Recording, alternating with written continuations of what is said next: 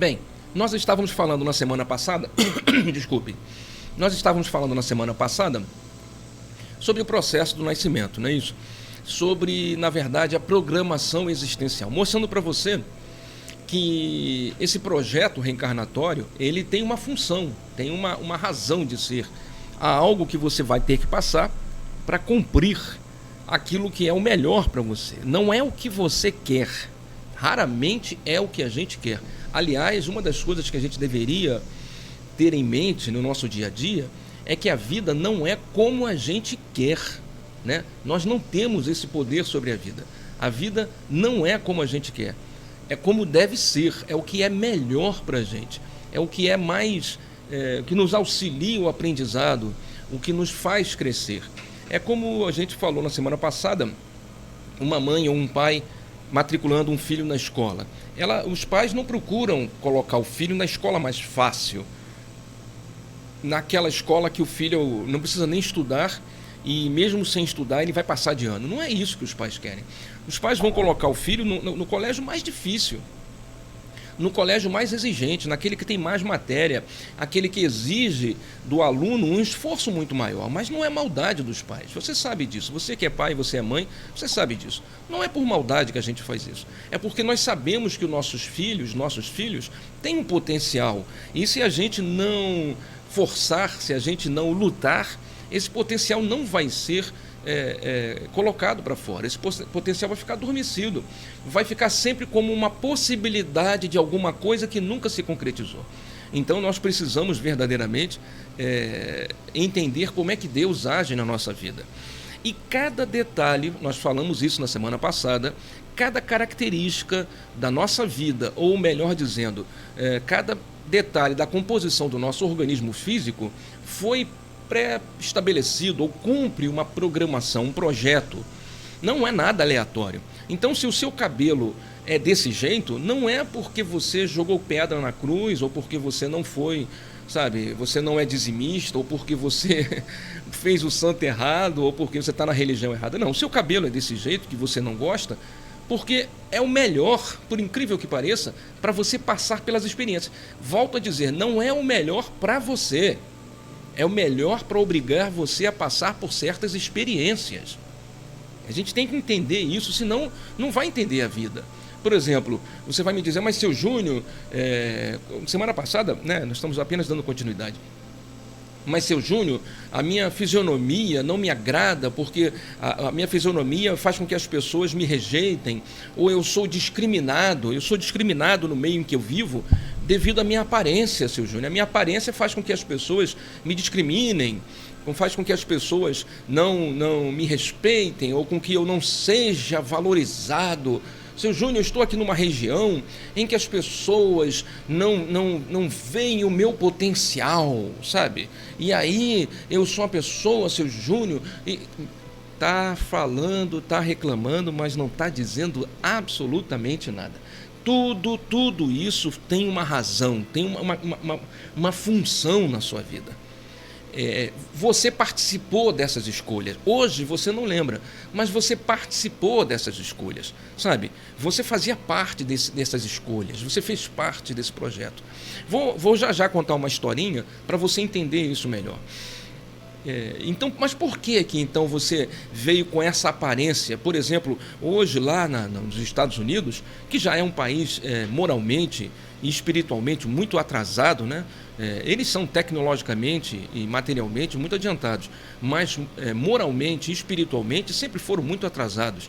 É uma característica daquele povo, né? Tem a ver com resgate, com as questões que eles têm que passar e superar, já não é com a gente. Mas você veja como eles são extremamente racistas. Eu não queria tocar nesse assunto, mas eu tenho que aproveitar a oportunidade para esclarecer. Você veja como eles são extremamente racistas, e já são isso há muito tempo, desde a Guerra Civil, e antes disso então era pior ainda. Nós tivemos essa chaga, assim como vários países tiveram essa chaga. E a escravidão não foi só de negros. Nós lembremos que já escravizamos brancos, já escravizamos judeus, né? Já escravizamos os brancos lá na época da construção das pirâmides. O homem sempre escravizou homens. Hoje temos escravidão em algumas regiões afastadas aqui do país, sempre pela ganância, sempre, sabe, pela ânsia de poder, de dinheiro. Então não é uma luta contra essa ou aquela raça.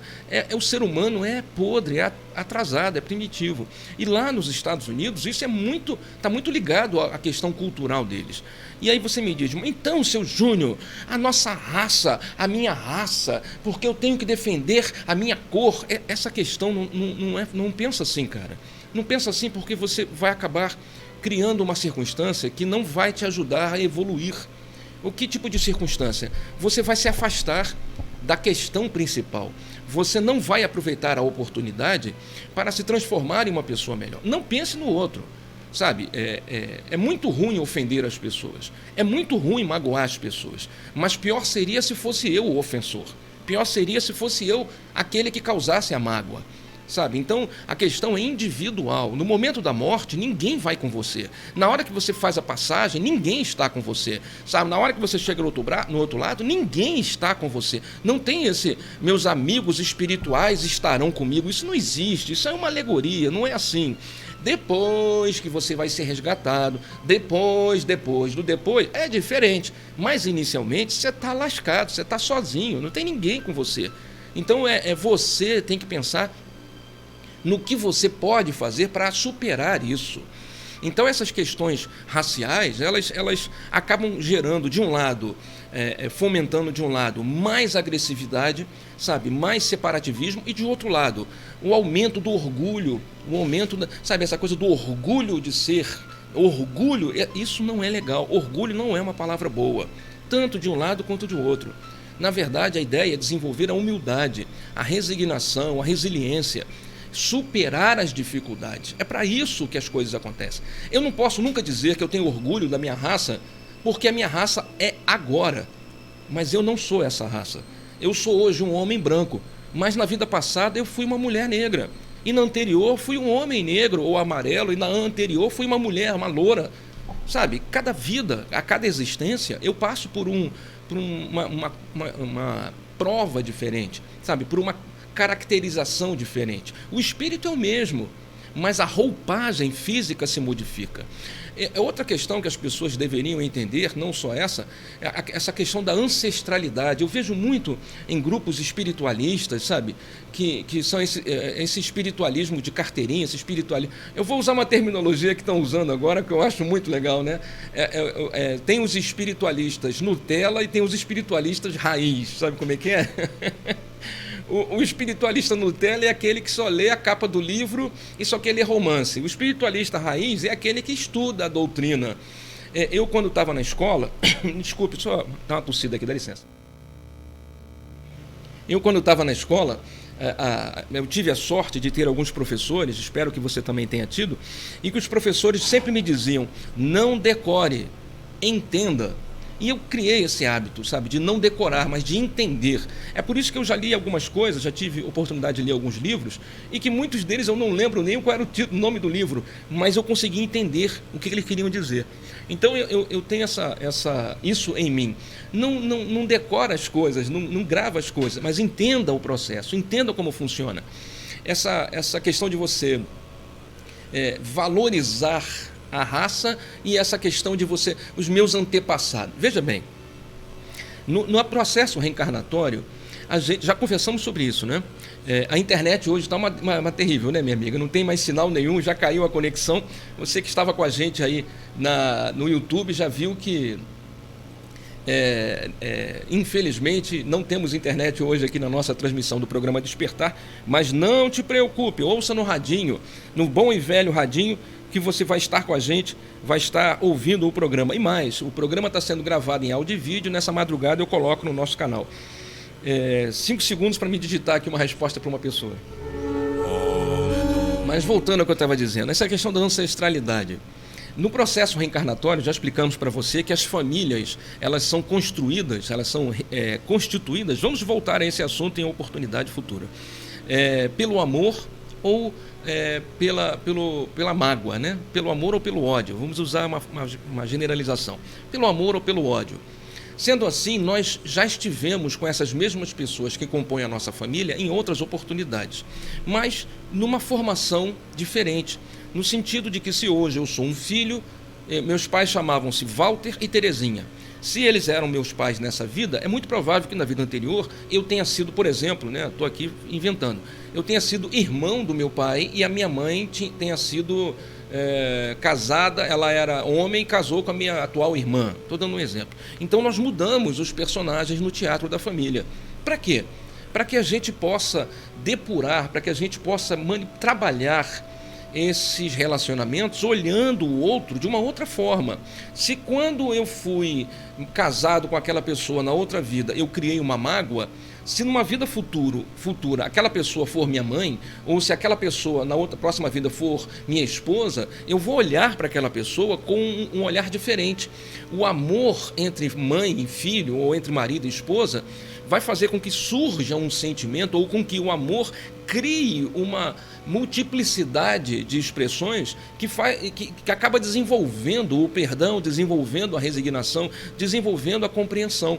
Você está entendendo o que eu estou falando? Se ficássemos fixos apenas uma das potências do amor, por exemplo, apenas o amor de mãe e filho em várias encarnações, você não experimentaria as outras possibilidades do amor e não desenvolveria as características necessárias.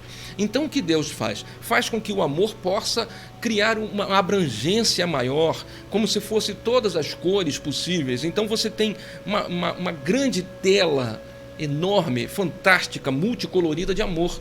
O amor do filho, o amor da mãe, o amor do irmão, do pai, da mãe, enfim. E você vai ali desenvolvendo a criatura que você é.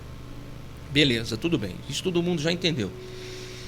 Se isso é verdade, é muito provável que em vidas anteriores eu tenha estado nesta família, né? Como eu acabei de dizer. É muito provável que em vidas anteriores eu tenha feito parte desta família que hoje é a minha família. Isso significa também que os meus ancestrais não são pessoas distantes necessariamente, que passaram pela minha vida e se foram. É muito provável que, se eu olhar minha árvore genealógica, eu esteja presente nela em outros momentos. Você está entendendo o que eu estou dizendo? Eu posso ter sido bisavô, eu posso ter sido o tetravô da minha mãe, do meu pai. Eu posso ter em uma encarnação, há 300, há 400, há 800 anos atrás, eu posso ter sido alguém da minha família. Então, quando eu falo, preste atenção para você entender, quando eu falo de ancestrais, os meus ancestrais, eu perco essa visão espiritual. Eu fico olhando apenas, passo a ter apenas uma visão material, materialista, como se essa vida fosse a vida definitiva. E não como se nós estivéssemos todos numa sequência reencarnatória para que possamos ir burilando os sentimentos e corrigindo os excessos, cortando as ervas daninhas do meu coração, para que o amor floresça, para que se transforme em um amor ágape, um amor fraternal verdadeiro. Você está entendendo o que eu estou falando? Então, quando as pessoas falam os meus ancestrais da minha raça, seja a raça ariana, a raça oriental, não importa qual é a raça que você está falando, africana, brasileira, essa visão, ela não é correta. Ela não é correta. Essa é uma visão não espiritual, uma visão materialista. E o pior é que você vê grupos que se dizem espiritualizados aceitando esta proposta de ancestralidade, de valorização da ancestralidade. Olha, eu vou te falar, é muito provável que nós tenhamos sido pessoas extremamente desagradáveis em vidas passadas. E não é difícil entender isso. Por que não é difícil entender isso? Porque nós estamos de volta nesse planeta. E algumas das características que nós temos e demonstramos, principalmente nos momentos de raiva, provam que dentro de nós existe um monstro. Dentro de nós existe um animal. Quantos de nós já falamos coisas terríveis em momentos de raiva? Às vezes você tem uma pessoa que magoa você ou não te atende bem e você ofende, mesmo que você não fale, pensa coisas horríveis. Coisas de pessoas que são egoístas, egocêntricas, soberbas, arrogantes, pedantes. E a gente pensa e expressa isso, às vezes, em atitudes, sem perceber. Isso demonstra que antes nós éramos piores ainda, porque se houve uma evolução, daquela época para cá, meu Deus, você imagine como nós éramos. Então, quando hoje você percebe alguém que discrimina ou alguém que tem um olhar discriminador, um olhar segregador, a gente tem que ter misericórdia dessas pessoas, porque isso é uma doença, a doença da ignorância. Isso é uma doença. A nossa função é tentar auxiliar essas pessoas para que elas tenham uma visão. Talvez, se eu, você, todos nós juntos, disseminássemos um pouco mais a verdade do Espírito, explicássemos um pouco mais que nós somos seres reencarnantes, esclarecêssemos um pouco mais as pessoas, dizendo que, olha, você que hoje discrimina o outro, você era o outro antes. Sabe, aquela história do Denorex, né? Eu sou você amanhã. Não é Denorex ou Smirnoff? Não me lembro. Era um comercial que tinha antigamente. Os mais jovens não vão entender o que eu estou falando. Eu sou você amanhã, cara. Hoje você me discrimina, ontem você me açoitava no tronco e hoje você está passando pelo que eu passei. Eu conversei sobre isso recentemente com uma amiga nossa numa live lá no GTEB. Eu estava dizendo, bicho, essa é uma das coisas mais horríveis, é que mais demonstram o nosso atraso de conhecimento espiritual. Então, agora, quando a gente fala de projeto reencarnatório, é muito bom, é muito interessante e é necessário que a gente esclareça isso, esmiúce isso, porque a nossa função é levar um pouco dessa visão de mundo para as pessoas. Você nunca deve discriminar ninguém, seja porque ela é negra, ou branca, ou amarela, ou verde, ou porque ela nasceu no Nordeste, ou porque ela nasceu no Sul, ou porque ela está morando hoje numa comunidade, como se diz antigamente, a gente dizia que morava no morro, hoje se diz que mora na comunidade. Sepetiba é uma comunidade, não é isso? Nunca você deve discriminar a pessoa porque ela é pobre, ou porque ela é rica, ou porque ela é gorda, ou porque ela é magra. Isso não, são expressões de primitivismo, É falta de inteligência, melhor dizendo, é falta de conhecimento. E se nós temos pessoas que não têm esse entendimento, é nossa responsabilidade corrigir isso. É por isso que o GTEB tem como frase fundamental, e a gente sempre explica, é um centro de estudos e evangelização. A nossa função é evangelizar espiritualmente as pessoas. Evangelização espiritual. É como se nós tivéssemos que ir no beabá, no básico, e tentar levar para as pessoas o beabá da realidade espiritual. Cada característica do seu corpo, seja qual for que você não goste, foi necessária. Eu brinco sempre, falo em primeira pessoa, porque facilita e despersonaliza. Quer dizer, as pessoas não vão achar, seu Júnior está falando de mim. Então, para evitar isso, eu falo de mim, por mais errado que seja. Eu nasci com meu pé chato. Já falei isso, o pessoal lá do GTEB sabe disso. Meu pé é chato. Isso quer dizer o quê? Meu pé não tem aquela curvatura. Meu pé é liso embaixo. Na infância, cansei de usar bota ortopédica, bota com palmilha, né, que tentava forçar o pé, doía o pé, eu era criança, doía, meu pai obrigava, minha mãe obrigava, para poder fazer a curva do pé, que eu não tinha curva do pé. E eu não pensava por que eu tinha nascido, uma coisa simples, uma coisa boba, mas você vai entender onde eu quero chegar.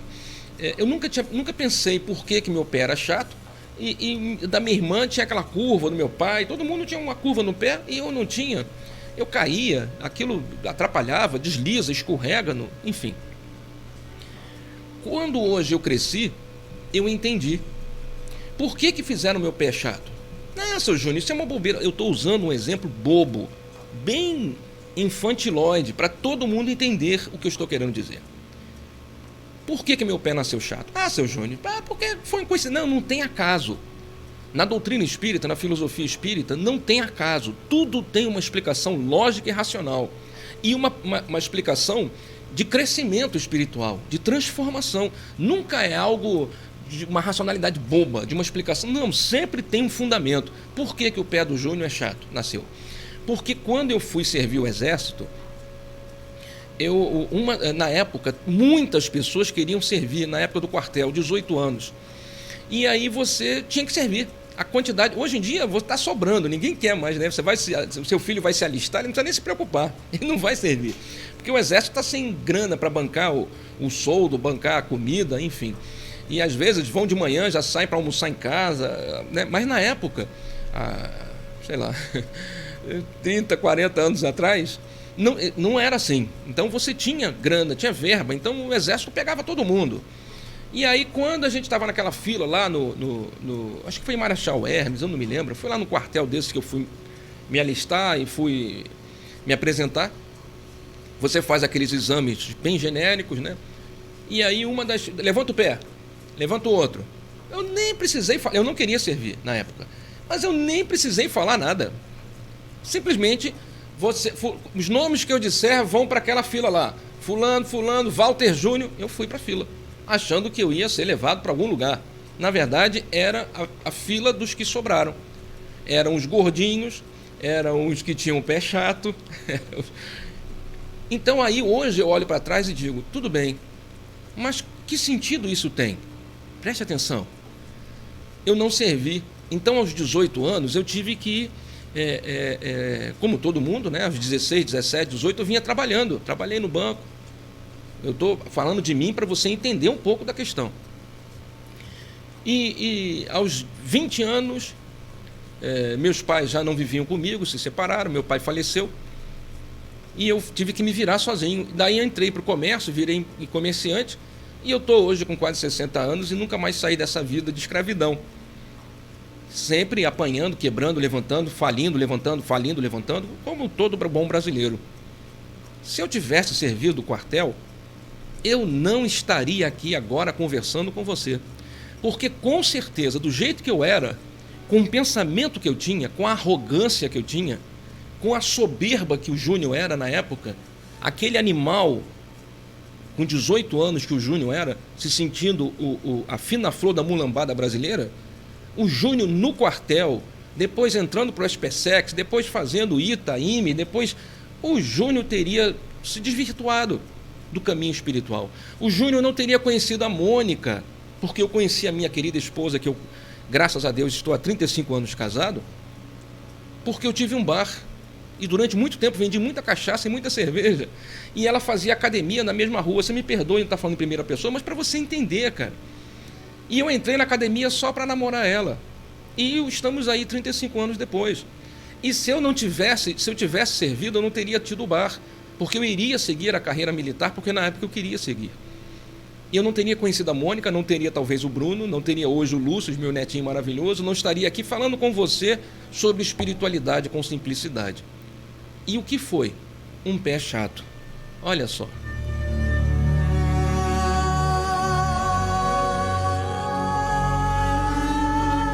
Ah, seu Júnior, mas isso é muito simplista. Você acha? Se você tivesse a beleza, como eu dissemos semana passada, a beleza do padrão brasileiro, você não estaria ouvindo esse programa. Se você tivesse uma situação financeira boa e estável, você não estaria ouvindo esse programa. Se você tivesse agora 150 mil reais na conta e ganhasse 35 mil reais por mês, com planos de saúde top, com 4 carros na garagem, morando na Barra, no Downtown, lá no Nova Ipanema, sei lá, no Novo Leblon, um daqueles negócios, aqueles condomínios maravilhosos, você por acaso estaria agora ouvindo esse programa? Seja sincera. Se você tivesse casado com Arnaldo, não existe Arnaldo, eu estou inventando. Se você tivesse casado com Arnaldo, em vez de com Joaquim, que você casou aí, se você tivesse casado com Arnaldo, o Arnaldo está morando agora, sabe aonde? Lá na praia de Olho d'Água, no Maranhão, São Luís do Maranhão. Ele é dono de uma pousada, de uma pousada e tem vários imóveis. A mulher dele está muito bem, obrigada. Se você tivesse casado com Arnaldo, você não estaria ouvindo o programa agora. E não estaria se transformando na pessoa que você está se transformando, se é que a gente está conseguindo isso aqui todas as semanas com você. Você seria uma pessoa hoje vaidosa, arrogante, orgulhosa, estaria fazendo plástica, estaria nadando no dinheiro e não estaria nem aí para a hora do sofrimento, não queria nem saber dos outros, você ia olhar apenas para você. Você ia para um spa, ia fazer um lifting, ia fazer aqui coisa que tirava a gordurinha daqui, colocava, esticava daqui, puxava, botava um implante no cabelo. Se você estivesse hoje casada com o Arnaldo, você estava hoje em Ipanema, botando implante no cabelo, se sentindo a melhor das mulheres do mundo, dançando, aparecendo na mídia, fazendo live, exercício de não sei o quê, corpo maravilhoso, uma beleza escultural. Você fosse hoje, se você fosse Arnaldo... Ah, moleque, se você fosse Arnaldo, barriga tanquinho, hein? Se tiver algum Arnaldo aí ouvindo, me perdoe eu estar usando como referência, me perdoe, não é você, né? Bom, pode ser que seja você, não sei, né? Imagine se você fosse Arnaldo, cara, barriga tanquinho, 35 mil por mês, 150 mil guardado na conta em dinheiro, 4 carros na garagem, bicho. Arnaldo, tu tava aqui agora, Arnaldo, ouvindo o programa? Tava nada, Arnaldo, pô, tu tava lá na Barra, Arnaldo. Tu tava, sabe, todo coisa. Já tinha traído tua mulher 5 vezes, Arnaldo? Ô, Arnaldo, já tinha traído tua mulher, cara. Tu já tinha se perdido entre as sombras do mundo. Tá difícil, Arnaldo? Tu não tem noção de como é difícil quando você é atentado pelo poder, pela sedução. Você não tem noção, Arnaldo. A vida é difícil, a vida está como está, Arnaldo, porque tem uma laje, e já falaremos sobre isso em um dos programas futuros. Porque tem uma laje na sua cabeça. O teto da casa espiritual que você mora é bem baixo, Arnaldo. O pé direito é a tua altura. Quantos metros, Arnaldo, quantos metros você tem? 1,70 m? 1,80 m? A laje tem 1,5 m. Você tem que andar o dia inteiro curvado, Arnaldo. Essa vida está obrigando você a andar curvado. Porque você não consegue ter dinheiro, você não consegue comprar a casa que você quer, você não consegue reformar a sua casa, você não consegue consertar o seu carro, você não consegue ter o emprego que você acha que deveria, porque eu já fui beija-flor do campo, agora eu sou tiririca do brejo. Arnaldo, poxa vida. Arnaldo, presta atenção. Se tu tivesse dinheiro agora, Arnaldo, tivesse uma beleza física, fosse um cara alto, forte, atlético, tu pudesse comer o que você quisesse e não engordasse. Olha que beleza. Dinheiro na conta, carrão, mulherão. Arnaldo, tu já tinha se lascado. Já tinha se lascado em que sentido? Ah, eu ia ter uma vida boa, eu ia comer camarão, sabia? Não, pois é, esse é o problema, Arnaldo. Esse é o problema. Como é que você ia desenvolver a humildade? Como você ia desenvolver a humildade? Como é que você ia desenvolver a resignação? Como é que você ia desenvolver a perseverança, a força íntima? A única força que você ia usar era a força do dinheiro. Se alguém parasse na sua frente, se algum garçom não te atendesse direito, se o porteiro do prédio que você mora não falasse com você direito, Arnaldo, tu ia dar uns bregue no cara, tu ia falar, tu sabe com quem você tá falando? Eu vou mandar você embora, eu vou chamar agora, porque você me tratou... Você ia ser uma pessoa mais arrogante. Você já acha que você é arrogante? Você não tem noção de quem seria você, Arnaldo. Você tá entendendo por que tem uma laje na cabeça? E você tá entendendo por que fizeram a gente ser gordinho, baixinho e careca, entendeu? E pobre.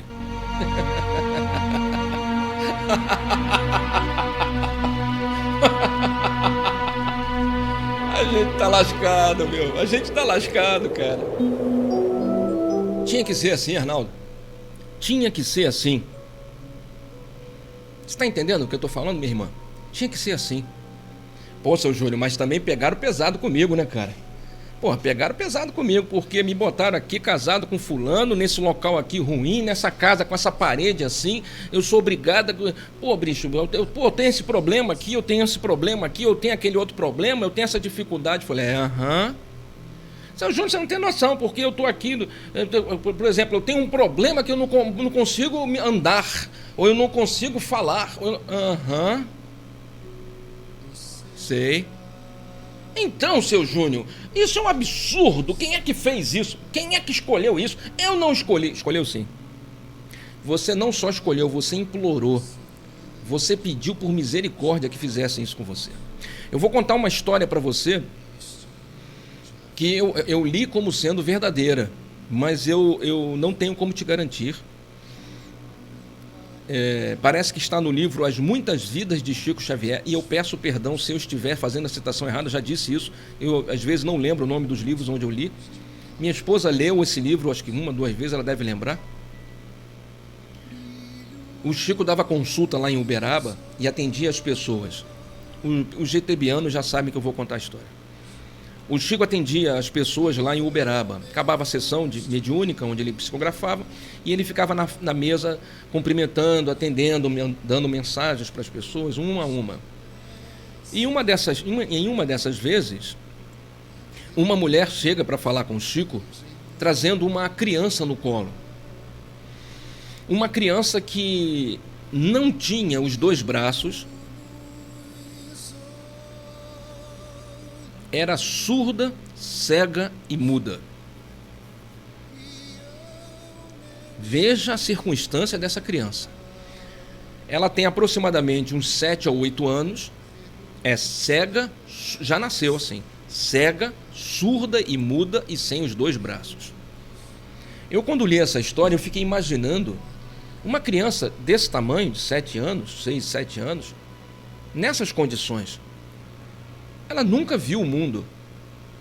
Ela, desde que nasceu, pensa bem, ela nunca viu ninguém. Ela nunca pôde se comunicar porque ela não fala. Ela nunca pôde ouvir a voz de quem a amamenta porque ela não ouve. Ela nunca pôde segurar ou abraçar alguém porque ela não tem os braços. Eu fico imaginando essa pequena criatura somente com as pernas, numa cama, ou sentada, amarrada numa cadeira de roda, porque tem que estar amarrada, senão ela vai cair da cadeira de roda, tentando fazer gestos, fazendo algum tipo de som. E, cara, é muito angustiante você pensar nisso. É uma prisão. E a mãe chega para falar com o Chico com uma certa empáfia, com uma certa raiva, por ter essa criança assim, nessas condições, nos braços. E ela chega para o Chico e como que o desafiasse a ter uma resposta convincente. Ela pergunta para Chico: Chico, você que diz aí que fala com os espíritos, você aí que vem com essas histórias aí enganando os outros, eu quero que você me diga agora o seguinte: eu tenho aqui em meus braços o meu filho. Meu filho está agora com 7, vai fazer 8 anos. Ele nasceu surdo, cego e mudo, e sem os 2 braços. E agora, quando completar 8 anos, apareceu uma doença nas pernas. E os médicos estão dizendo que terão que amputar as pernas do meu filho. Que Deus é esse, Chico? Que Deus é esse que faz isso com o meu filho? Por quê?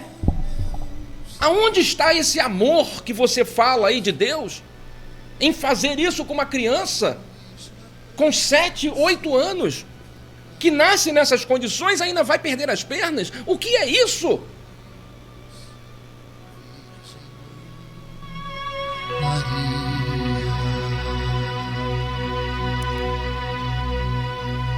Eu já cansei de pensar sobre isso todas as vezes que eu tenho que contar essa história, e há muito tempo eu conto essa história. Eu cansei de pensar nisso. Se eu fosse um padre católico, o que eu diria para essa mãe? Se eu fosse um padre católico, qual a justificativa? Como eu conseguiria, de forma lógica, racional, humana e cristã, explicar isso para uma mãe, dentro do dogma que eu acreditaria? Se eu fosse um católico, o que eu diria? Desígnios de Deus? Vontade de Deus? Mistérios de Deus? Reza ali 4 Ave Maria, 5 Pai Nossos? A senhora não é dizimista? O que eu falaria? Não sei o que dizer. Se eu fosse um pastor protestante, se eu fosse alguém protestante, Assembleia de Deus, Testemunha de Jeová, não importa, Universal, Sara Nossa, não importa.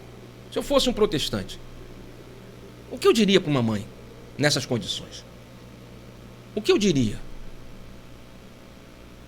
Porque Deus, nesse momento, está me demonstrando ser extremamente mau. Um Deus mau, punindo uma criança. Essa criança não teve tempo de cometer um pecado. Se o sofrimento é herança do pecado, que pecado cometeu essa criança? Você está entendendo? Se o sofrimento é uma punição de Deus porque estava na religião errada, essa criança não teve tempo de ter uma religião. Ah, mas os pais... E se os pais fossem protestantes? Faria diferença? O sofrimento seria outro?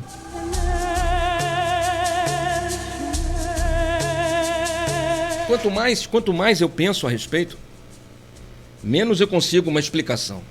Se eu fosse budista, o que eu diria?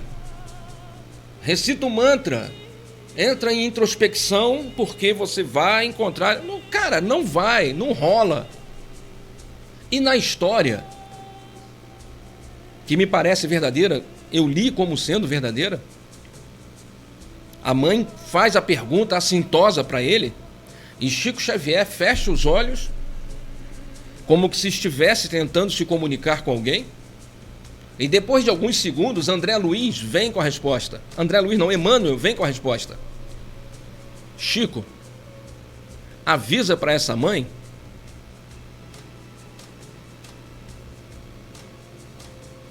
que essa criança se matou nas últimas 8 encarnações. Desde o primeiro suicídio, o sofrimento vem aumentando a cada encarnação. Cada vez que ela se mata, porque ela não aguenta o sofrimento que ela, por conta do que ela fez, do suicídio que ela cometeu, ela comete outro suicídio e volta em piores condições. E isso faz com que o sofrimento seja maior na próxima vida.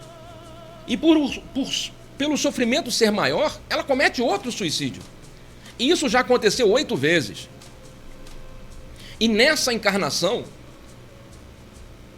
antes de voltar à vida, essa criança ou esse espírito, de joelhos chorando, implorou a espiritualidade amiga que a acompanha, que de alguma forma impedisse que ela se matasse de novo. Seja como for, não me permita o suicídio.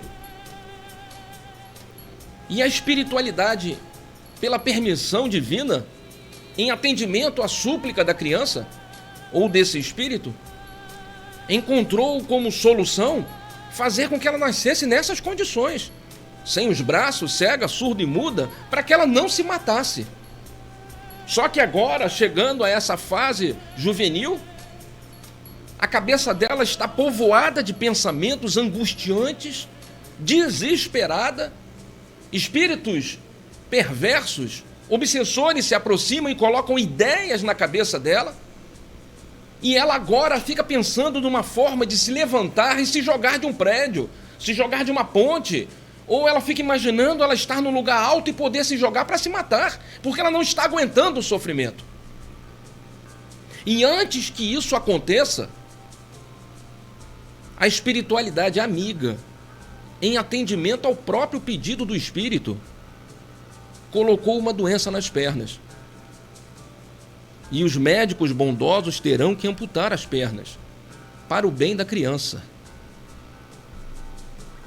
Diga, Chico, para essa mãe que ela tem compromissos passados com essa criança em algumas das vezes em que ela se matou. Diga para ela se acalmar, manter o filho vivo o quanto possível, porque os médicos terão que cumprir a vontade de Deus.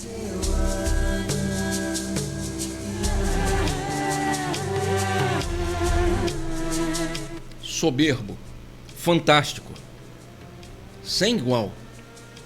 Nunca eu imaginaria uma resposta dessa. Nunca eu imaginaria que a lei de causa e efeito fosse tão perfeita. E eu nunca imaginaria que a programação existencial, você entendeu agora? A programação existencial tivesse esse poder e esse nível de influência sobre o nosso dia a dia. Antes de reencarnar, imagine, estávamos numa colônia espiritual qualquer. Eu, você. Na verdade, só tem eu e você aqui agora. Não tem mais ninguém ouvindo o programa. Somos somente nós dois. Não te preocupes. Não é a quantidade de pessoas. É a qualidade. Você é importante para nós. E nós dois juntos estamos crescendo. E isso é o que importa. Outros, quando quiserem, se juntarão à causa. Não te preocupeis. Imagine que eu e você estivéssemos numa colônia espiritual. Tivéssemos sido resgatados do umbral, dos umbrais, tivéssemos sido levados para uma cidade e em algum momento estivéssemos lá, cada um de nós, numa tarefa. Talvez você como um professor, uma professora, ensinando sobre espiritualidade, sobre a reencarnação, sobre as leis de causa e efeito, a lei da destruição, a lei do progresso, a lei moral, a lei do amor. Talvez você ensinando aqueles espíritos que chegaram sem nenhuma noção. Talvez eu em algum local tentando orientar, esclarecer, ou talvez apenas recebendo os irmãos fraternalmente, colocando-os nos departamentos devidos, ou talvez trabalhando em algum hospital como enfermeiro, ajudante, ou está ajudando na limpeza, na manutenção. Em algum momento, nós fomos chamados. Nós fomos chamados. Eu sempre brinco, antigamente eu dizia assim, recebemos um telegrama. Só que hoje em dia ninguém mais recebe telegrama, né? Desculpa, eu estou sem querer batendo no microfone. Ninguém mais recebe telegrama, né? Então eu diria assim, alguém chamou a gente e disse, Júnior, estão chamando você lá no departamento de reencarnação. Isso aqui que eu estou contando é uma história, para você entender. Estão chamando você lá no departamento de reencarnação. Você tem que se apresentar amanhã, às 10 horas da manhã, na sala 103. Procura o seu Roberto. Eu falei, beleza, sinal que eu vou reencarnar. Ele, o mensageiro diz, é verdade, eu acho que está na sua hora. E eu digo, graças a Deus. Porque a única forma de eu crescer, de evoluir, é passando por essas questões que nós estamos conversando para desenvolver características em mim, potenciais que eu desconheço. Eu preciso ser mais paciente, então eu tenho que passar por problemas. Como é que eu vou desenvolver a paciência se tudo for fácil na minha vida? Se todas as vezes que eu quiser alguma coisa, essa coisa acontecer, eu nunca vou desenvolver a paciência. Se todas as vezes que eu desejar algo isso acontecer, pois, mulher, me traz uma cerveja. Mulher, eu quero comida. Fulano, me traz isso assim. Quando é que eu vou ser paciente? Quando é que eu vou ser educado? Em que momento eu vou aprender a ser um ser humano melhor? A respeitar as pessoas? Então eu preciso estar aqui na Terra e passar pelo moedor de carne, pela tábua, porque eu sou carne ruim. E eu preciso que, sabe, a marreta bata com força para eu me transformar numa carne melhor. Não é assim que a dona de casa faz com uma carne de segunda? Bate, bate, bate, até que a carne grite e diga, tudo bem, eu vou ser bonzinho. E eu vou lá, amanhã às 10 horas, procurar seu Roberto na sala 103 e encontro você lá. E você fala, ô Júnior, tudo bom com você, menino? Poxa vida. Eu falei, rapaz, e aí, o que você está fazendo aqui? Aí você falou, rapaz, eu vim aqui também hoje, parece que vão tratar da minha reencarnação. Eu falei, eu também. Será que a gente vai ser irmão? Eu falei, não sei, vamos ver. Em algum momento, o seu Roberto chega na porta da sala 103 e grita, Júnior e ouvinte, vem aqui, por favor. E a gente entra. E lá nessa sala está o nosso anjo da guarda. Estão os nossos guias, nossos amigos espirituais que nós nem lembramos e sabemos ainda quem são. Estão lá amigos espirituais que têm acompanhado a nossa jornada na Terra, acompanharam a última existência. Estão lá aqueles que vão ser nossos pais. Nossos futuros pais e mães estão nessa sala. E o Roberto começa a apresentação mostrando numa tela imaginária como vai ser, aonde nós vamos nascer, porque você vai ser meu irmão ou você vai ser minha irmã na próxima vida. E mostram nessa tela que nós vamos nascer num hospital humilde, de uma família humilde, num bairro simples, e vamos ter uma infância simples. E precisamos passar por isso, e esse motivo, vamos ter essa questão, em algum momento vai acontecer isso, essa tragédia vai acontecer na nossa vida, essa circunstância vai acontecer, para que isso aconteça, e eles vão expor tudo isso para a gente. E nós vamos achar aquilo tudo maravilhoso, fantástico, porque vamos entender naquele momento, tendo a visão do todo, com a abrangência e a plenitude da vida espiritual, que aquela exposição e aquela programação é a melhor no sentido de nós terminarmos aquela vida aos 80, aos 90, 100 anos muito melhores do que quando começamos.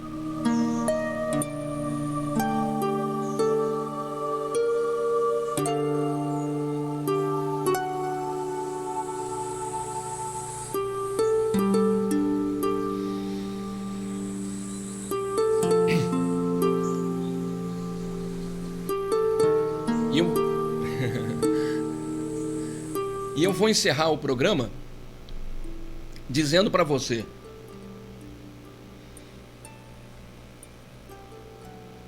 todos os detalhes nos são apresentados. Não de maneira plena. Que dia é hoje, hein? O programa está sendo transmitido dia 16 de junho, terça-feira, 22 horas e 10 minutos. Não, porque na terça-feira, dia 16 de junho de 2020, vamos imaginar que nós estivéssemos em 1960, 40 anos atrás.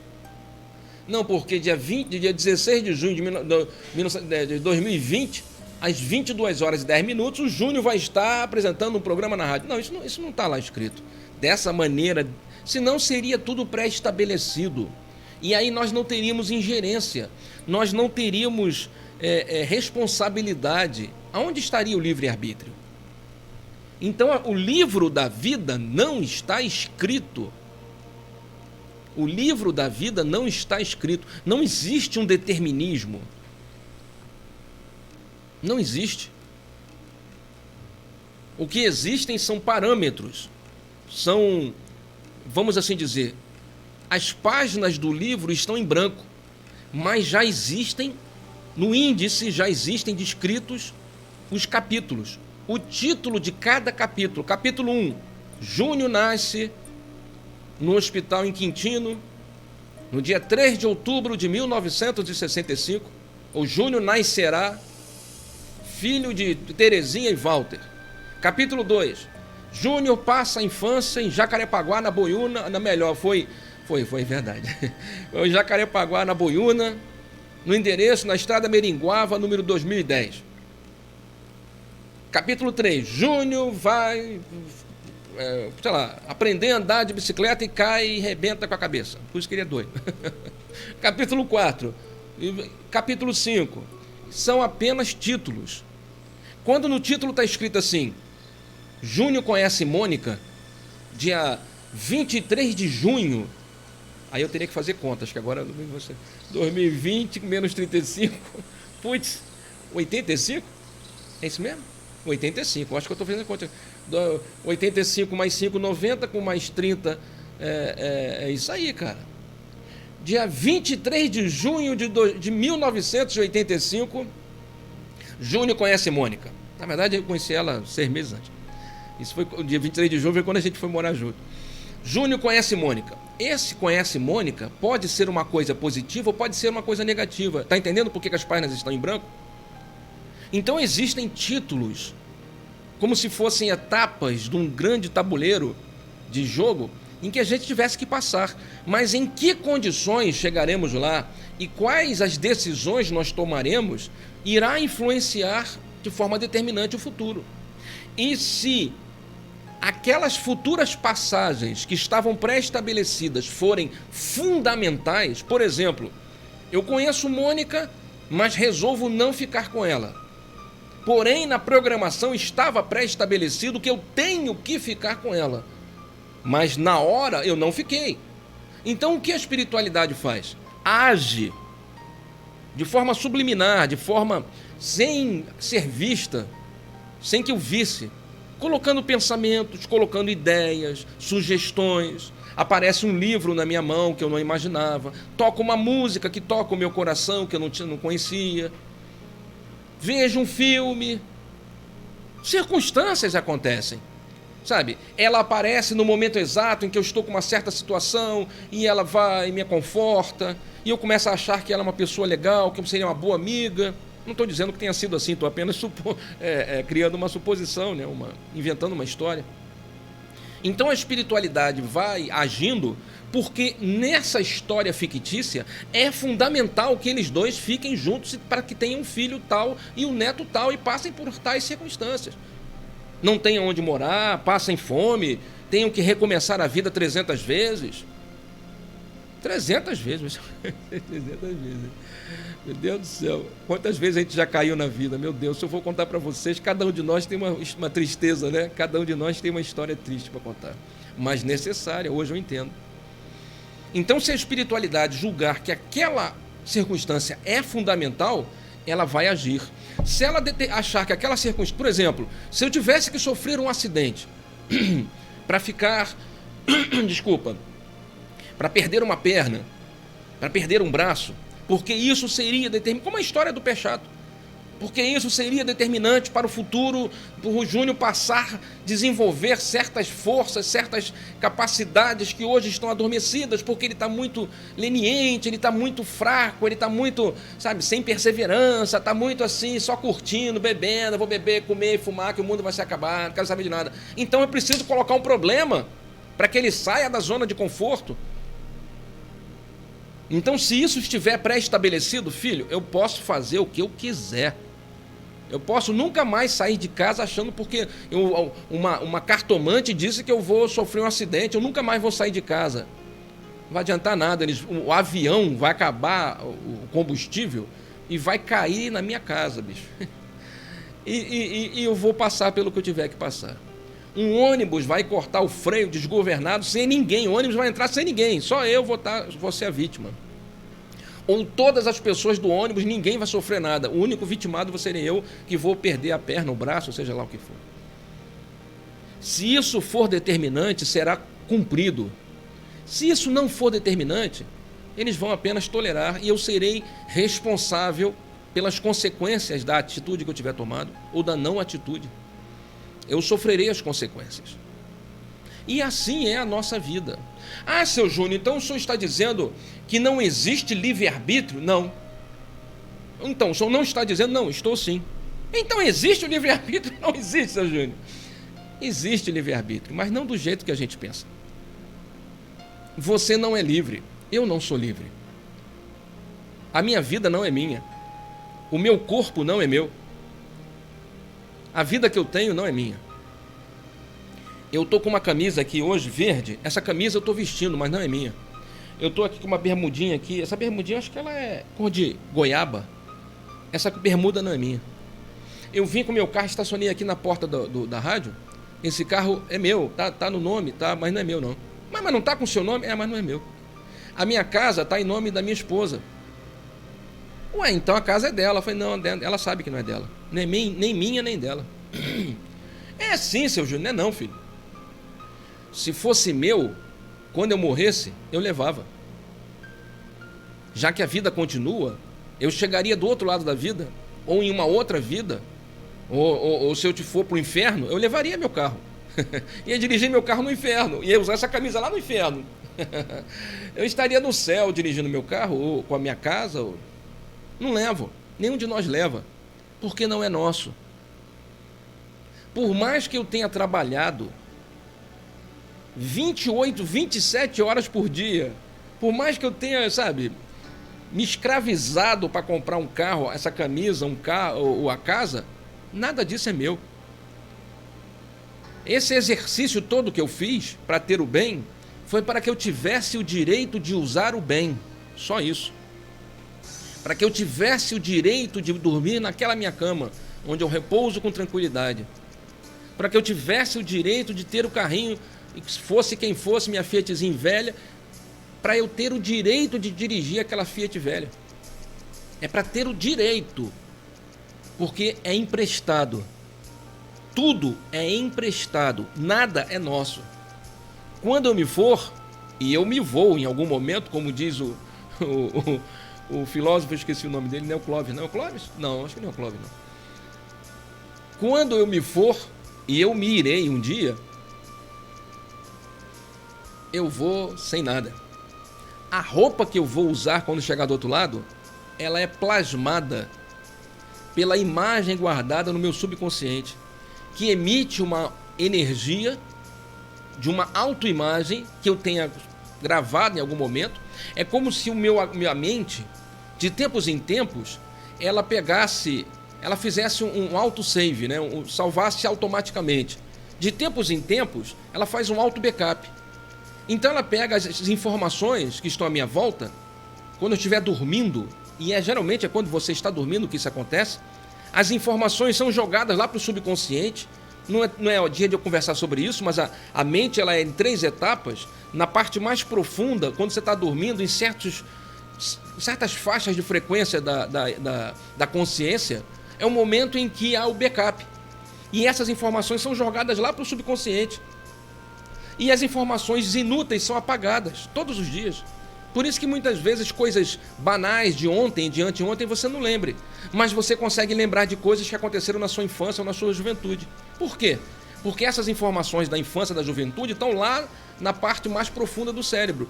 E essas informações bobas do dia a dia, que não tem relevância nenhuma, o cérebro descarta quando você dorme, para que não ocupe espaço desnecessário. E lá, esse banco de informações guardadas lá no subconsciente são levadas de forma equilibrada, sutil, sem sofrimento, para o corpo búdico, que é uma das camadas que compõem o teu corpo espiritual, e não é dia de conversar sobre isso. E lá são armazenadas em algum banco de dados, porque são energias, são apenas campos eletromagnéticos, então guardam essas informações de forma perfeita. E na hora que eu me for e chegar do outro lado, uma dessas informações vai servir como autoimagem. Então nem a roupa que eu vou usar é minha, é só uma projeção.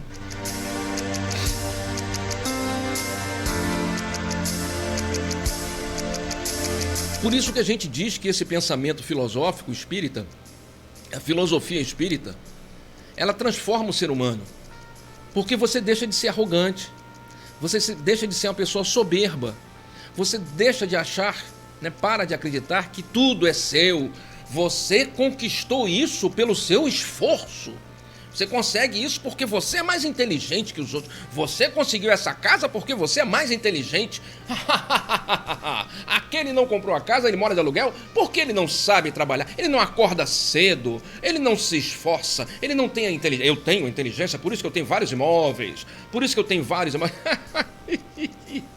Não é nada disso, cara. Deixaram. Por isso que tem um monte de boçal que tem um monte de casa. Por isso que tem um monte de monstro sentado nos tronos do poder. Por isso que tem um monte de gente aí que não tem nenhuma condição de ter um lápis, quanto mais de ter bens, casas, imóveis, mas que tem. Enquanto tantas pessoas boníssimas, de coração maravilhoso, com inteligência, com capacidade, não conseguem sair do lugar. Não consegue. Quantas pessoas você conhece que mereceriam ter uma condição material melhor, mais privilegiada, mais conforto, e não conseguem? Lutam e não saem da praia. Não conseguem nada, absolutamente nada. Enquanto um monte de bestalhão não faz nada e consegue ter tudo. Por que você acha que as coisas são desiguais assim? É por isso que eu estou te explicando, meu amigo. Se nós entendêssemos a filosofia, não é decorar, é entender. Seria mais fácil olhar para aquele que tem tudo e dizer: ih, tá lascado, tá perdendo lá. Mas seu Júnior, ele tem dinheiro pra caramba. Pois é, mas você veja como ele é arrogante. Veja como ele é soberbo. Veja como ele é vaidoso, como é que esses bens transformaram ele em uma pessoa podre. Como se diz normalmente, é podre de rico. Fulano é podre de rico. Ou seja, a riqueza apodreceu aquela pessoa. A riqueza carcomeu, corroeu as entranhas daquela criatura. A riqueza fez com que aquela pessoa expusesse o pior, colocasse para fora o pior. Você vai olhar para aquela pessoa a partir de hoje, não com pena, não é isso, mas entendendo que a prova dela, a prova que ela está passando, o exercício que ela está passando, é para ter isso que ela tem, sem criar, sem desenvolver a vaidade, o orgulho, a soberba, a ganância, a ambição desmedida, sem que ela se transformasse nesse monstro que ela está se transformando. Só porque ela está sentada num trono e decide as circunstâncias, como algumas pessoas que estão aí julgando as outras, e são verdadeiros monstros. Do outro lado, pessoas que não têm nenhuma condição financeira nem material, mas que têm um amor, têm uma bondade, se preocupa com o outro, se preocupa tanto com o outro que se preocupa até com os animais que são nossos irmãos. Pessoas que olham para o semelhante com olhar condescendente, de compaixão, não é pena, é compaixão, que não tem nada, mas ainda divide o nada que tem. Essas estão passando pela prova da humildade, da dificuldade, estão desenvolvendo a resignação, a resiliência, estão vencendo. Ambos, quando desencarnarem, aquele lá, que acha que está levando um monte de coisa porque é mais inteligente que o outro, não tem nada. Vai sangrar, sofrer muitos e muitos séculos nos umbrais. Essa aqui, ó, rapidamente será resgatada do umbral. Rapidamente será levada para um local, para uma colônia melhor. E rapidamente será abraçada pelos amigos espirituais. É simples assim. Tudo bem, seu Júnior, eu entendi tudo isso que o senhor falou hoje. O programa está acabando, foi muito legal, foi muito bom estar com você, foi muito bom brincar com você. Mas todo mundo escolhe? Todo mundo esteve lá nessa sala fictícia que o senhor inventou, a sala 103, falar com o senhor Roberto, e aceitou tudo? Pois é, não. Muita gente não aceitou. Muita gente se revoltou. Muita gente disse, não, com essa mulher eu não vou, com esse marido, com esse pai eu não fico, com essa pessoa eu não aceito, não vou ficar, não adianta. Muita gente se revoltou. E essas pessoas que se revoltaram, quando essa revolta é menos intensa, essa revolta apenas faz com que a pessoa, nessa vida, seja alguém amargo, azedo.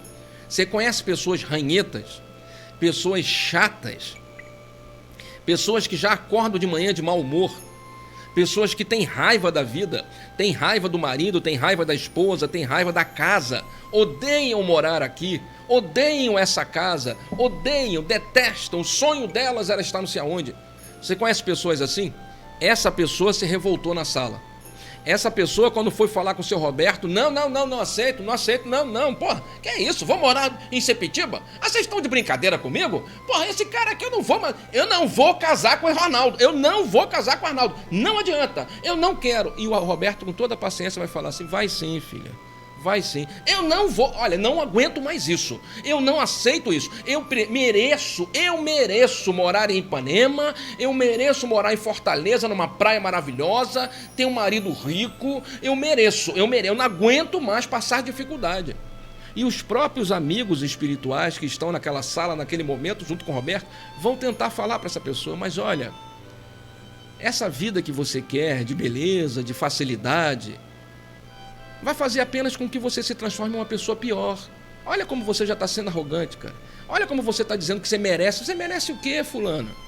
Quem é você na fila do pão, fulana? O que é que você fez em favor de alguém para dizer que tem merecimento, tem méritos? Para você ter méritos, fulana, você tem que ter feito algo. O que você fez de bom para os outros? E tá lá a pessoa, não, mas não interessa, eu já passei por muita dificuldade. Esse negócio de ficar dizendo que eu tenho que fazer coisa, eu não tenho que fazer nada não. Quem é o supervisor? Eu quero falar com o gerente disso aqui, chama o dono disso aqui. Com toda a paciência vão dizer, olha como você é arrogante, cara. Não tem gerente aqui, o dono aqui é Deus, cara. E nós estamos cumprindo o que ele manda. Você vai sim. Não vou não, vai sim. Não vou, quero ver quem vai me obrigar. Olha, nesse momento, com toda a educação, com toda a fleuma, Roberto só levanta a mão, só impõe a mão, só impõe. Você está lá no outro lado da sala, a 10 metros de distância tentando sair. Roberto só vai impor a mão, só vai falar assim, por misericórdia, Senhor, cumprindo as tuas orientações, que essa pessoa adormeça agora. 3, 2, 1. A gente só ouve o barulho no chão. É você caindo. Caiu. Se espatifou no chão.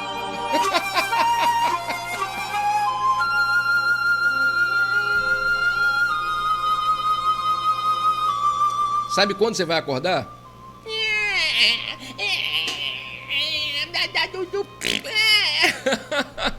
No momento que você está saindo já acordou, já está no nascimento já. Desculpe aqui a bobeira, mas só para você entender de forma clara e objetiva. Por isso você se revolta, por isso você amarga, porque você queria o bem bom, sabe? Você queria ser a rainha da cocada preta, mas não pode ainda. Você não tem mérito suficiente. Quer ter uma vida mais fácil? Faça algo de bom, desenvolva alguma coisa boa, mas sem interesse. Não é fazer esperando retorno. Não é fazer porque vai receber dinheiro. No outro dia o pessoal postou lá no... Vocês me desculpem o que eu vou falar agora. Eu não droga. Ah, não sei o que, não sei o que. O cara recebe pra isso, cara. O cara recebe. Eles recebem pra isso, cara. Eles ganham dinheiro. O trabalho deles é esse, cara. Isso não é mérito, bicho. Cumprir o que você... O trabalho e receber pelo pagamento não é mérito nenhum, cara. Mérito seria fazer sem ter recebido nada. Não quero falar porque alguém falou pra mim não falar. Então eu só... Então não tem mérito, cara. Não tem mérito. Mas, seu Júnior, eu tenho que encerrar o programa. Semana que vem a gente fala. E se a pessoa se revoltar de verdade? Arranjar uma quizumba? Pois é. Então, semana que vem, nós vamos falar sobre os quizumbeiros. Sobre essa luta, essa revolta para não nascer. A luta contra a programação existencial. Que consequências terão? Vamos falar semana que vem sobre essa questão que muitas vezes a pessoa acha que não é possível, mas isso acontece, sim. Tem pessoas que não aceitam. Tem pessoas que vão... o termo que se utiliza é reencarnação compulsória. Reencarnação compulsória. Esses nem foram para a sala. Convidaram eles para estar lá amanhã, 10 horas, na sala 103, falar com o seu Roberto. A pessoa nem foi. Porque ela acha que ela é a rainha da cocada preta. Eu não sei nem por que fala rainha da cocada preta, mas é um termo que se diz, né? E aí, esses se lascaram. Semana que vem, a gente fala sobre reencarnação compulsória e continua batendo um papo sobre o processo do nascimento, características pré-existentes. Vamos falar sobre as portas. São características pré-existentes, tendências, problemas mal resolvidos, fraquezas. E finalmente, vou explicar para você semana que vem como é que você sabe, como é que você pode ter certeza que você está cumprindo a programação existencial. Tem como ter certeza? Como é que eu posso ter certeza se eu estou cumprindo a programação existencial? Semana que vem, aqui no programa Despertar. Quero agradecer a todos vocês que estiveram conosco até agora. Muito obrigado pela paciência, pela boa vontade de vocês. Obrigado a essa imensa... A gente brinca aqui dizendo que só tem eu e você, mas a gente sabe que não é assim, né? Tem muita gente, graças a Deus. Mas isso é só para perturbar as pessoas. Se você quiser conversar conosco, agora durante a pandemia, seu Júnior, eu queria uma orientação. Seu Júnior, mas disseram que eu tenho que fazer o santo. Como é que eu vou saber se o santo que eu estou fazendo é certo? Seu Júnior, eu estou passando por essa dificuldade. Será que eu tenho que entrar para a igreja? Eu tenho que ser dizimista? Eu tenho que ser batizada no Espírito Santo? Disseram para mim que eu não posso. Eu sou médium, seu Júnior, mas disseram que eu não posso, porque médium é negócio de demônio, não sei o quê. Você quer uma orientação? Eu não vou obrigar você a nada, eu falo como eu falo aqui. Manda mensagem pro GTEB. WhatsApp 99-606-2700. Seu Júnior, eu estou passando uma dificuldade, eu estou com esse problema, O que vocês podem fazer? A gente não faz milagre. A gente não cura, não salva, não liberta, mas a gente pode tentar ajudar você de uma forma impressionantemente melhor, que é libertando você, dando a você as ferramentas para que você resolva essa questão de forma fácil e tranquila, sem depender de ninguém. Uma das características do GTEB é não criar escravidão espiritual. Todos os frequentadores do GTEB, todos aqueles que semanalmente enchem lá nossas reuniões para ouvir as nossas palestras, todas aquelas pessoas são informadas de que nós não fazemos milagres e de que o que nós oferecemos é de graça o esclarecimento, a verdade que liberta. Para que cada uma daquelas pessoas transforme-se em um verdadeiro semideus, auxiliando na cocriação da obra do Pai, transformando a própria existência. E é todas aquelas pessoas que frequentam o GTEB fora agora da pandemia, né, quando a gente estava lá, e voltaremos, se Deus quiser, que a pandemia vai acabar agora, todas elas, cada uma delas, volta na semana seguinte, porque quer aprender mais, se fortalecer mais, crescer mais. Então o que nós fazemos no GTEB é esclarecer as pessoas, levar o conhecimento, de graça. Tudo no GTEB é de graça, com exceção da cantina, claro, né? Você vai comer uma coxinha, um Guaracamp lá, que é o que mantém a casa, aí você vai pagar pela coxinha, pelo Guaracamp. E é baratinho, não é caro não. Você vai na biblioteca, alugar um livro, vai pagar lá R$1, R$2, R$3, sei lá quanto é que é o aluguel do livro. E é assim que a gente mantém a casa, por incrível que pareça. Mas os tratamentos de desobsessão, para tirar os espíritos que estão te incomodando, o tratamento de cura, para equilibrar as energias do teu corpo espiritual, fazendo com que a saúde floresça, com que você fique saudável. O tratamento de anti-goécia, que é para desfazer qualquer trabalho de magia que tenham feito contra você. As consultas com os guias de Umbanda na nossa casa, as consultas com os pretos velhos, as consultas com os Exus, com o seu Zé Pilintra, as consultas com os caboclos, são consultas de graça. Os desenvolvimentos mediúnicos, você basta entrar na escola de médium. A única coisa que é paga é a escola de médium, e custa R$10 por mês a escola de médium. Faz o tratamento, entra para a escola de médium. Você vai ficar durante 2 anos aprendendo a olhar por trás da parede. Você vai olhar a vida por trás da parede, por trás da cortina, levantando o véu de Ísis. Tudo isso que eu falo para você aqui é o que você vê do lado de cá. Do lado de lá da parede tem tanta coisa, bicho, que fundamenta tudo isso que eu te explico. A gente está aqui apenas falando das consequências, levando o esclarecimento, a alfabetização. Mas tem tudo isso que eu te explico aqui, é fundamentado em ciência, em estudo, em análises, em física, em biologia. Tudo isso tem um fundamento. E você vai aprender tudo isso e vai desenvolver na linha de Umbanda, se for da tua vontade, se for a tua missão, ou vai desenvolver na mesa de quarta-feira, a psicografia, a evidência, a projeção, a intuição. Vai aprender a aplicar o passe, a fazer o passe de cura. Vai aprender a trabalhar na anti-goécia, desfazendo as magias. Vai aprender a dar consulta com seus guias de forma tranquila, equilibrada, saudável, com consciência e firmeza. Tudo isso o GTEB te oferece, gratuitamente. Basta você nos procurar. Tem dúvida? Estamos aí para te ajudar. WhatsApp 996062700. Se quiser mandar uma mensagem que eu coloque aqui no programa, dizendo como você gosta, o que você tem aprendido, como isso tem te feito bem, pode mandar pelo mesmo WhatsApp 996062700. Eu coloco aqui no ar para que as pessoas saibam que você está com a gente.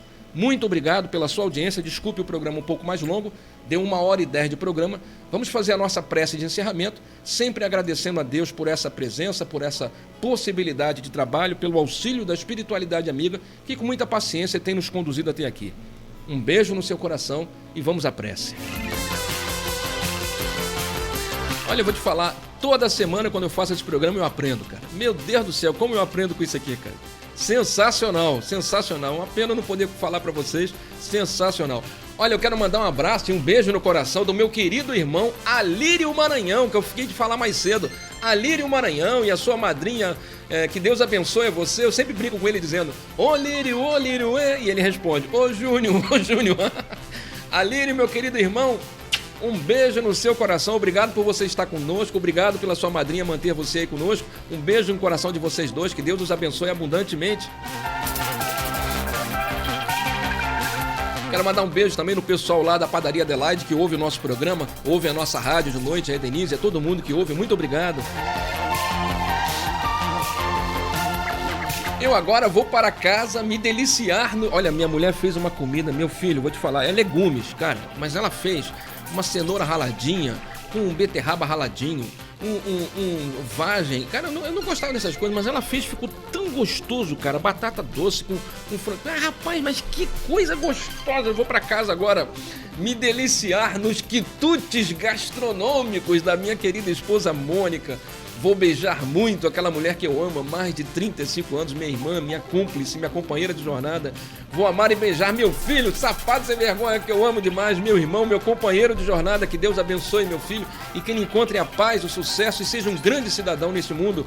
Vou para casa beijar meu netinho maravilhoso que está lá, o Lúcio, que veio trazendo a luz. Que Deus o abençoe, que ele se transforme em um grande homem. A minha nora maravilhosa, que ela seja feliz nessa vida e encontre a felicidade. Vou beijar e amar as minhas gatinhas e meus gatinhos, a Rosinha, o Billy, o Monk, o Flock, que vive me perturbando, a Pulguinha, que já tá caidinha. Vou amar meus espíritos amigos, meus guias, que eu nem sei quem são, mas que têm tido muita paciência e boa vontade comigo. Vou amar, desejar muito amor e colocar em minhas orações os meus inimigos, para que eles me perdoem, para que eles aprendam a amar, e que eles recebam o meu perdão. Faça o mesmo. Coloque amor. Use o amor em tudo que você fizer. Acredite, o amor é a única energia que existe no mundo, não existe outra. Só existe o amor. Use sem moderação.